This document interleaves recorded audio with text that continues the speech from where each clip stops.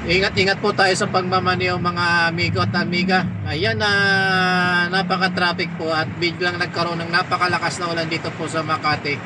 At biglang lumaki yung tubig dito sa may gutter. Siguro sa ibang lugar na bahain dito sa Makati gaya doon sa may Buendia at kanto ng Quirino sa may tulay. Malapit sa may siguro binana ng husto yon.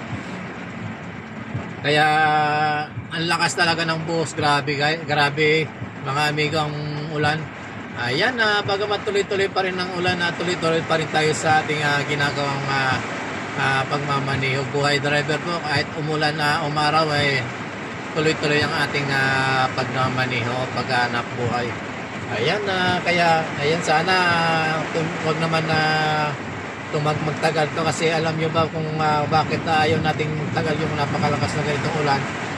Marami na naman pong mapiperwisyo, hindi pa nga pumuho pa yung baha sa ibang mga lugar dito sa ating sa atin dito sa Metro Manila at sa mga karating na bayan.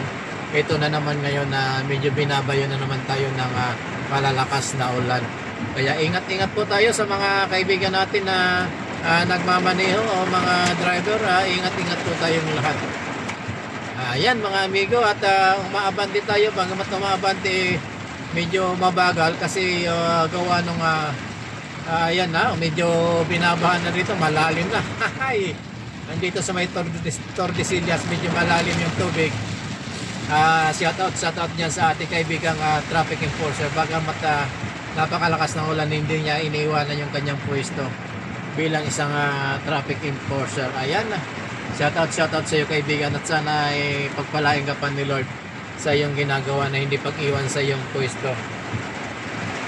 Ayan na, hindi natin makita yung ating liliko sana tayo. Kaya lang hindi natin masyado maaninag yung binuksan na natin yung bintana mga amigo. Ayan na, doon na tayo sa unahan mga amigo. Grabe ang ulan amigo.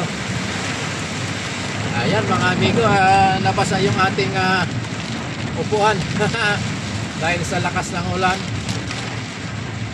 Hindi natin masyado makita yung kalsada. Ayan, kung nakikita, hindi nyo yung ilaw na nakikita ko sa building, yun na lang ang tinitingnan.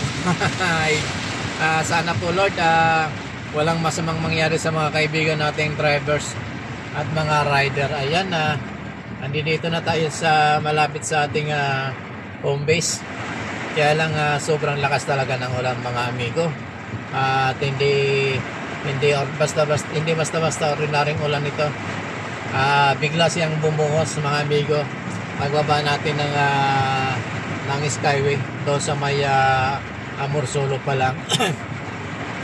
At pero nakikita na natin kanina nung nasa skyway pa tayo mga amigo na medyo madilim yung lugar doon banda sa may Maynila. At pagbaba natin ng skyway, nakita naabutan na tayo ng napakalakas na ulan mga amigo. Ayan na, at magandang gabi po sa inyong lahat. At time check po ay alas 6:15 na ng gabi. At tuloy-tuloy po tayo sa ating pagbabiyahe hanggang makarating tayo ng maluwalhati sa ating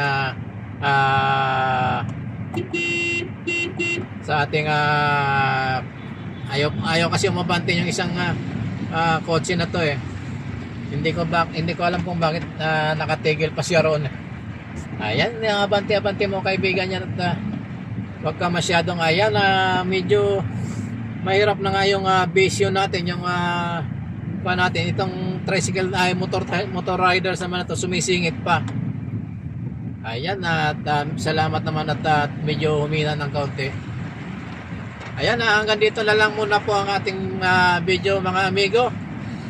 Heavy rin po at napakalakas ng ulan. Dito na po tayo sa may Jupiter, Makati City. At dahan-dahan lang po tayo nagpapatakbo kasi alam nyo naman ang disgrasya.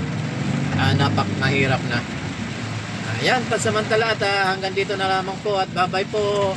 Ingat po tayong lahat sa pag-uwi natin. Doon po sa mga uuwi galing sa trabaho, ingat-ingat po tayong lahat at God bless po sa inyo lahat. I love you all. Ingat po kayo. Bye-bye.